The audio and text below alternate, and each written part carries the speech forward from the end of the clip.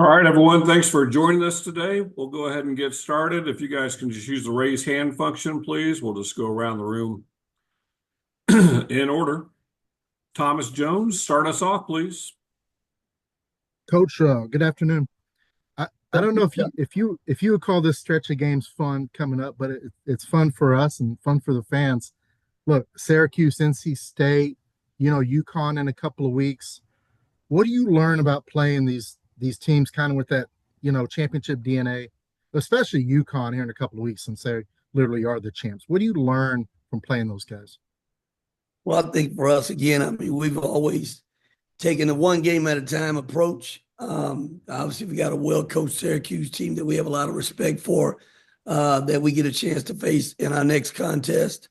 But I think when you putting together a schedule, Thomas, overall, I think you're trying to put together one that lends itself an opportunity for you to get a chance to compete against a number of different style of plays that prepare you for conference play. I think Chris Ogden and Nick Matson both did a great job of constructing our schedule. I think that really exemplifies that format there. I mean, we got a lot of different teams that we're playing in the non-conference that play different styles of play that are very relevant to the style of play that we'll have to go up against in the SEC play.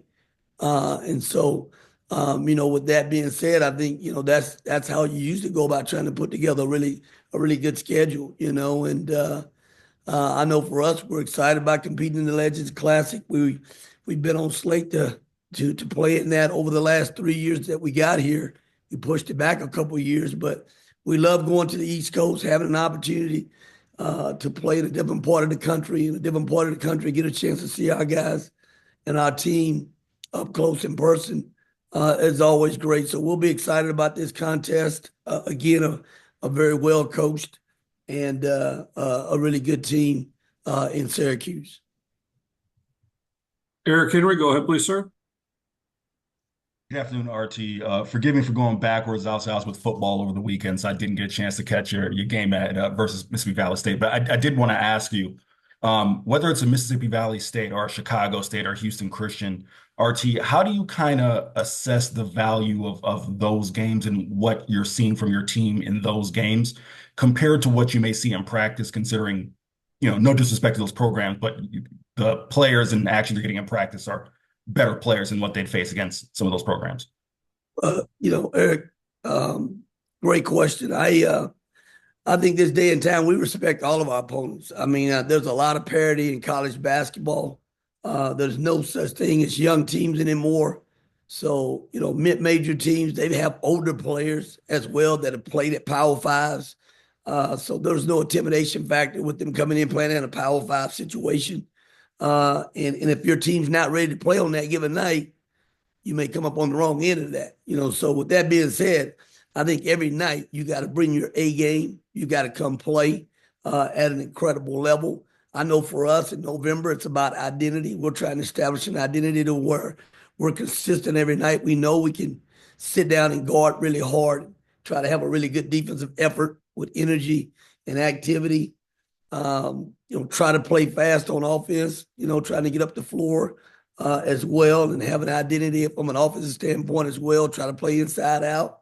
But early on, not just us, I think, a better part of a lot of teams in the country, there's not a lot of continuity in college basketball anymore. So, you're constantly, bringing in new guys that you're having to mesh with, maybe, a few guys that you had, that you were able to retain in your program. So every minute that you play in non-conference is very valuable. Chemistry, guys getting more and more familiar with the way you want to play, scheme-wise, defensively, offensively. So there's never a minute you can just take off anymore. You can be up, and it's 8 minutes to go, and you still need your guys out there on the floor because they still got to get used to playing with each other in game situations. We can practice all day. Down here, it's not the same in the game situation in front of a crowd. And so, in game situations. So, this day and time, it's a premium on chemistry, guys getting familiar with each other, playing different combinations, trying to figure out your team, So you're working through all of that in non-conference slates. So hopefully when you get to conference play, you've established a rotation. You kind of established some guys that are ready to go and can play the way you want to play on both ends of the floor. So that's still kind of the way we approach it. Every game we play is an NCAA tournament game. Okay, so it really doesn't matter who you're playing. And we don't ever get too high. We don't ever get too low. The next game is a big game because it's the next game for us on our schedule. Terry Middleton, go ahead, please, sir. Coach, as usual, thank you for spending some time with us. So going to New York, Brooklyn, New York at the Barclays Center, a lot of history, a lot of culture there. What do you have on slate for the players, maybe before and after the game? And do you expect a lot of NBA scouts to be at that game, or those games? Terry, good. Terry, good to see you. Thank you. Good question. You know what? I think for us, we're not getting there as early as we have kind of in the past, when we were able to get there and do something with the guys. We're not in the city. Actually, we've got it. It's still a little trek to get into the city, being in Brooklyn right now and everything. But we're gonna try to make our way over there a little bit. Guys, get a little taste of the city as well. Make our way over to maybe the Nike store or something. Take them around that area. Get a chance to take them by the World Trade Center a little bit and take in a little bit of that. Some of our guys have never seen that part of the country, so just give them a little taste of that as well. In terms of the venue and opportunity with the event we're playing in, it's one of the better events in college basketball, the Legends Classic, and has been over the years. It's had great teams and participants over the years there. For us, we have NBA scouts at practice every day. We have NBA scouts, at home games. I would like to think that there will definitely be a lot of personnel there in terms of watching that event, because you got 4 really good teams, and on those teams you have potential guys that can play at the next level. Thank you. My cards, go ahead, sir. Hey, Coach, wanted to ask a 2-part question. Number one, you talked about working from the inside out. What can you make of what Caden Cedric has done so far? And then it looked like it took a little while for Tre Johnson. He finished with 18, but it looks like it took him a little bit to get going the other night. What do you attest that to? And obviously he can score at any time. Mike, too good for a question. Caden Cedric, I think he's still, again, just scratching the surface on the type of year I think he's going to be capable of having for us. He's a guy who's a mobile, agile big that can run the floor. He can switch out and guard smaller guys. He's shown, that he can score a little bit facing the basket. He score a little bit with his back to the basket as well. And we need him to give us a paint presence in terms of scoring the ball, being a guy that can assist out of the post as well, and being a guy that can rebound for us. And there are going to be nights where he may not have as many rebounds because he's having to block out his guy quite a bit too, and guards are having to come down and rebound and everything. But Cade's one of those guys that, when we watched him on tape at Virginia, one of the elite, ball screen coverage guys. Can really get out and hard hinge on a ball screen and get back with the guy, a guy that should be one of the elite rim protectors in all of college basketball as well. But again, I think he's just scratching the surface. He's a guy that can step out and stretch the floor for us as well. Look for him to try to make at least 1-3 a game for us. And then when you talk about Tre Johnson is one of those guys, again, Mike, I think that he took 2 shots in the first half. Could he have taken 5, 7, 8 shots? He could have, but Tre's always been one of those guys, even when in the recruiting process and watching him play all the games we watched him play AAU or with this high school team. He's always been a guy that's always played the right way. He makes the simple play, lets the game come to him, doesn't really force it. You know what I mean? He doesn't really press. I think he's a guy that puts a lot of work in the gym, and he trusts the process. And when it's time for him to step up, he stepped up and has no problem making shots or taking shots. and everything, but he's never been a guy to force it. I think one thing that he hasn't been given enough credit for over the years is that he's a better passer than what people think. He's got good vision up the floor, becoming a really good decision maker. There may be times we have him even just play point guard for possession for us and initiate offense, but he has some versatility to him. He's just not just a shot maker. Austin, welcome to the Zoom. If you can identify your affiliation for Coach, then go ahead, please, sir. Sweet. Yeah. Hey, Coach. Austin Barrick for WAER Sports in Syracuse. You talked a lot about how your faith and your coaching staff, you leaned on those things when you took over the job, or rather when you took over as the acting head coach December of 2022. Now it's been nearly 2 full years since that happened. Because of you now have time to reflect on that time, now that you have this perspective, how do you compare the challenges of that time frame with the challenges that you now experience as a coach today? Well, great question, Austin. Thank you. I think for myself, I'm always kind of been a faith-led guy in terms of, really, obviously, everyone wants an opportunity in life. The question is, are you prepared for that opportunity? I think for me, I got a chance to work for some great bosses over the years that are still great mentors to me in my life, and had me more than prepared to become a head coach out at Fresno State. I was at Fresno State for 7 years in the Mountain West, very competitive Mountain West from top to bottom. Great coaches, great venues, and really good teams. And got a chance to really kind of cut my teeth quite a bit and grew into being a head coach. Spent 3 years at UTEP. So really had 10 years as a head coach when I came back here. I'd been here 9 years previously, working for Rick Barnes, a Hall of Fame coach. So the landscape of Texas, in terms of being here, I mean, we had a really good run when I was here in the 9 years I was here. We did everything except win a national championship. You guys beat us in the national championship, in 03. But no, I think, the one thing I learned in working with Rick Barnes, Jerry Wainwright, Harry Miller, you're only going to be as the people you have around you. When I was able to take over the reins here, Chris had put together a really good staff. And we had a great group of guys that had no egos, and it was all about, what can we do every day to make this program relevant again at the level that we know that we're more than capable of being at in college basketball. And I think we've had that approach from day one since we've been back here. And I've been lucky enough to be able to have other head coaches on my staff that have tremendous experience, and they've had tremendous success themselves as head coaches. But again, no egos. It's all about how do we move this program and get our guys better every single day, collectively, as a group. And, for myself, they've really helped me. And I think we've really grown into developing a really good culture, a culture here.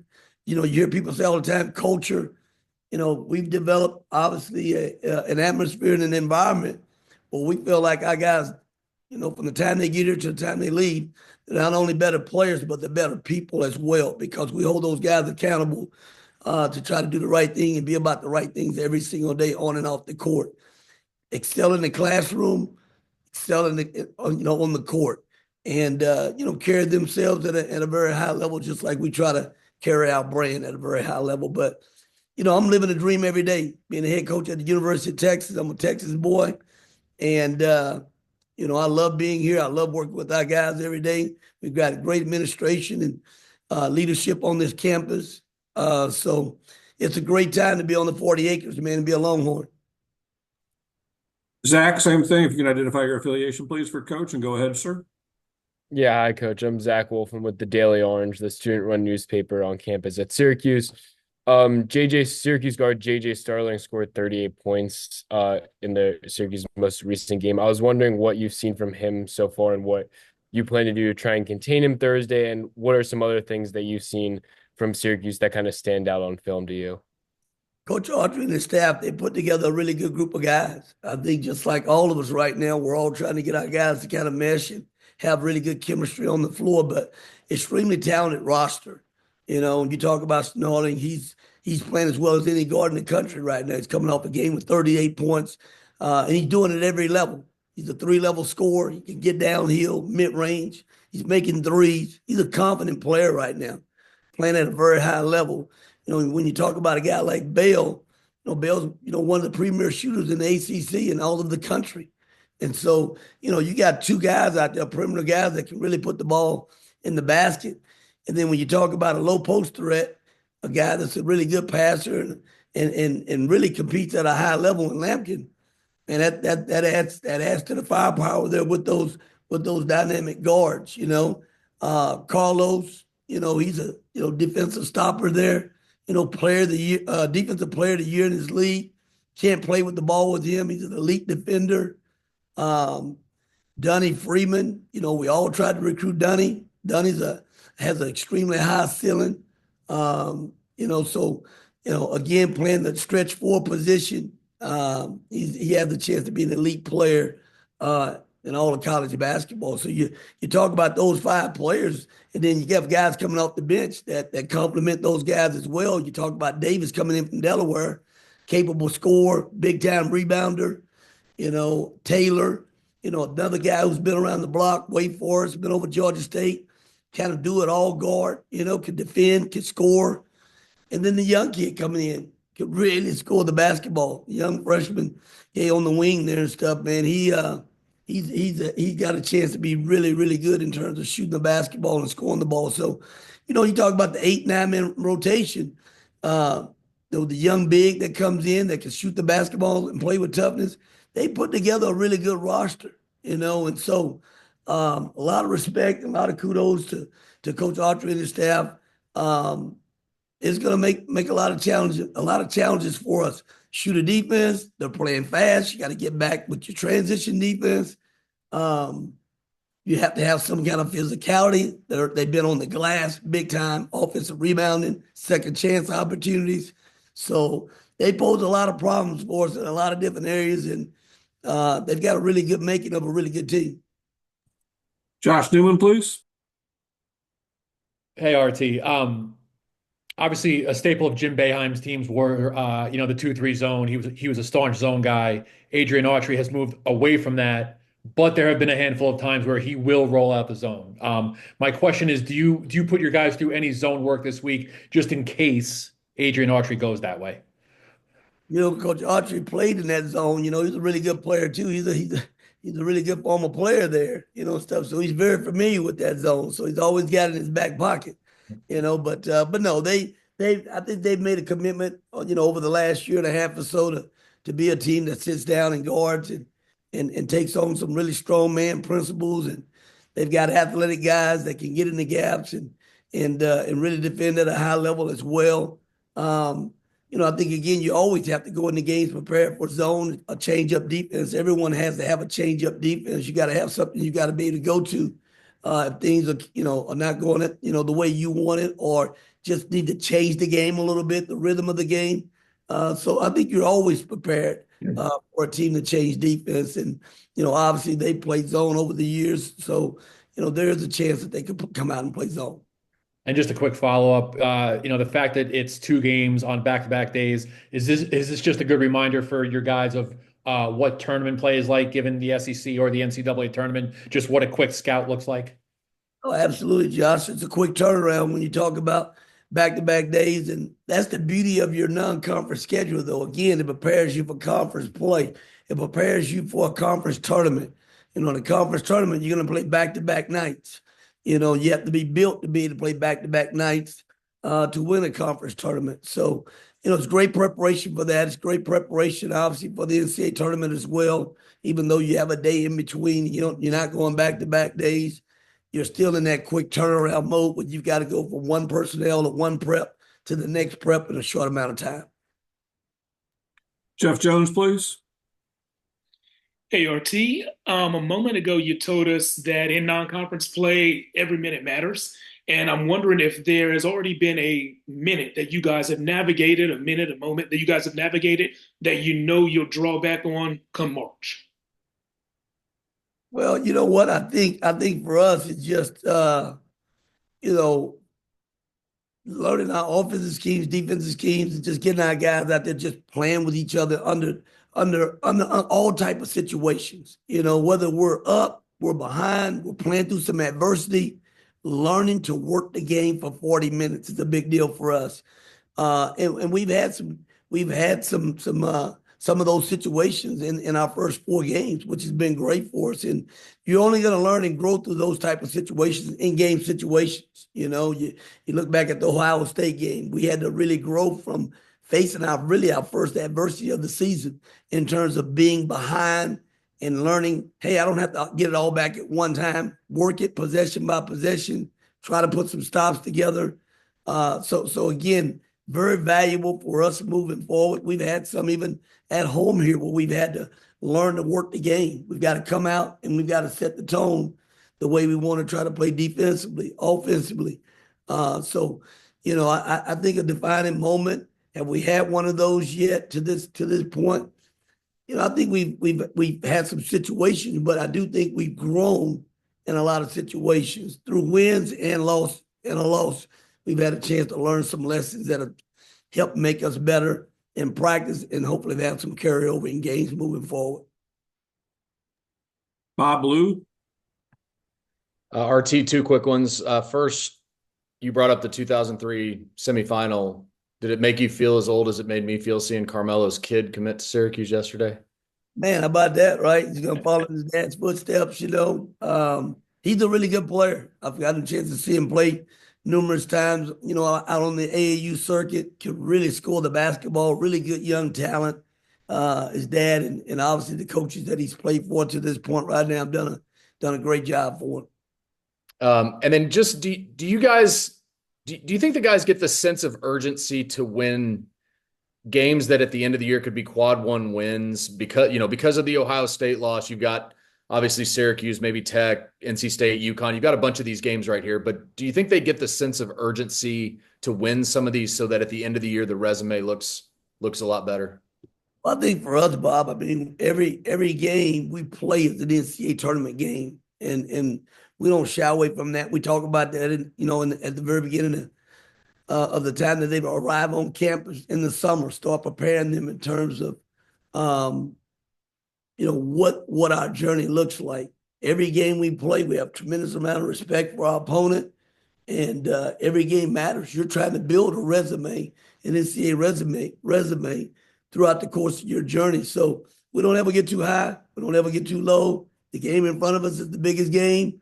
And I always tell my guys, our staff does an incredible job with the preparation of each opponent that we play. Okay, so, again, preparation trumps, there's no pressure. You go out and you play, you're always prepared. Pressure is if you go out and you're not prepared, but you're going to be prepared every night you go out. And so there's really no pressure. You got to go out and obviously have some application with the prep that we have, but we just go out and we go play. We don't get too high, we don't get too low, but we do respect every guy we play, and we're excited about every competition that we have in front of us. Richard Harris, please, sir. Hi, Coach. Nice to meet you. I have 2 beat writer-like questions for you. First is, can you give us an update on Trayvon Mark and Nicholas Cody? I know he hasn't played yet this season. Do you expect him to play this season? And when do you expect Trayvon back? Yeah, Richard, you know what? Our training staff has done an incredible job and really working really hard with Trayvon's recovery to this point right now. They've gotten him in a pretty good position right now, and it's still day to day in terms of how he, how he's moving and what he's doing right now. But he's moving at a much better pace than he was even a week ago and everything. So we're excited with the progress that he's made to this point right now. We won't ever put a youngster out there unless we feel like he's ready to go, and he feels like he's ready to go and everything. But they made great strides over the last week and a half or so with his injury. Nick Cody, a youngster that was highly touted coming out, freshman, suffered an injury last February, and had to have surgery. And so we've been very cautious with him as we kind of brought him back in. He finally got cleared about a week ago to have full contact, but we really hadn't rushed him to play, in a real quick manner, But he's getting better every day in practice. He's getting a chance to get up and down now a little bit, which he wasn't able to do in the summer, the first of the fall. So he's making some strides as well, and don't have a timetable for him, but he's available now because he's fully clear. Good. My second question is kind of specific. How pleased are you with your bigs in the pick and roll on both sides of the ball? Because it seems to me that maybe your one defensive weakness has been defending the pick and roll, and also on offense, you haven't run the pick and roll a ton this year, at least involving the bigs getting the ball. Yeah, you know what? We've done a decent job, I think, early on in our journey. Right now, we're 4 games in, going into our 5th ball game. Pick and roll defense, transition defense, you don't really become stellar in that until, maybe hopefully by game 10, 11, we're pretty good at it, but it's every day. You got to work on it every day. You have to arrive on some coverages that you feel really good on, that you're going to hang your hat on every night, and your guys feel great about it. I think we're arriving at a point where we're going to be pretty good in pick and roll defense. I mean, if we play every opponent that you play, top of the list of every scouting report is going to be transition defense, getting back, getting your defense set, and it's going to be how you're going to deal with the pick and roll, because everybody's going to play pick and roll. But I think we made a lot of strides getting better on the defensive side of it. And I think we'll end up being a pretty good pick and roll defensive team when it's all said and done, in terms of the way we defend pick and roll. But it takes time. It's not something I think that, all of a sudden you're just going to be great at it at the start of the year. I think over the course of the season, I think we'll continue to get better and better in understanding what we're trying to get done in that particular action, which is the first part of your defense a lot of times. But you also have those guys behind the pick and roll that are also pivotal guys in terms of how you defend pick and roll as well, because you got to get your tags, you got to have guys on the white line. So it's a lot of things that go into it, not just the front part of it. Although you've got to handle the front part of that defensive side of pick and roll, you got to be really good at that part of it as well. But I think we're a work in progress in that regard. But I think we're getting better to this date right now. I think us offensively, I think we have guys that can play in pick and roll, and I think our guys are getting pretty good at their pick and roll reads. In terms of go score. We got a couple of airspace guys we can work with, and then reading the tags. You know what I mean? Reading the defender and how they're going out pick and roll, and stuff. So I think we've got guys that can do a pretty good job attacking in that regards and stuff. We had a heavy usage last year with Dessou and Max, but I think by the end of the year we'll have quite a bit of usage as well in pick and roll. Have time for 2 last ones in the queue. Kirk, go ahead, please, sir.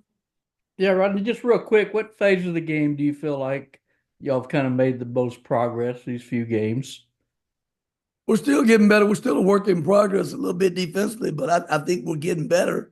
I think defense, at the end of the day, you've got to play with a lot of energy and activity. And I think when we ratchet up and we start playing pretty hard defensively, and we're really engaged and staying in stances and we're in gaps, I think we're pretty good. I think we've been able to turn teams over and turn turnovers into points.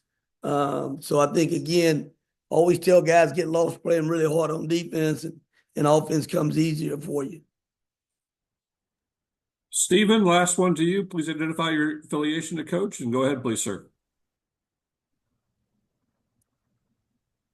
Hey, Coach, this is Stephen Baggell from the Center Hub. Thank you for doing this. But my question is, obviously, the season didn't start your way with a loss to Ohio State in Vegas.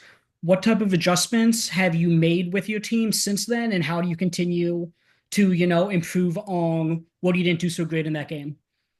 Well, you know what? That was our first public game. We played 2 other Power 5 games prior to that, and played pretty well.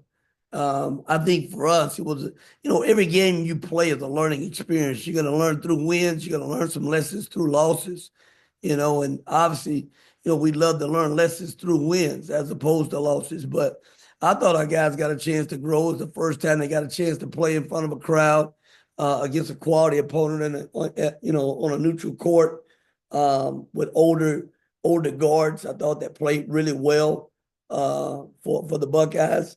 But the one thing I thought we learned from that game, or took from that game, is that we have to learn to work the game for 40 minutes. We don't have to try to go and get it all back at one time, and that if we learn to work the game, we'll be in position to win the game when it's all said and done. And we gave ourselves a chance to win that game. And, even with the start and even with those guys making 14 threes, it was a possession game for our guys right down to the wire in terms of being in position. So, I think for us, we started the season against a quality opponent, and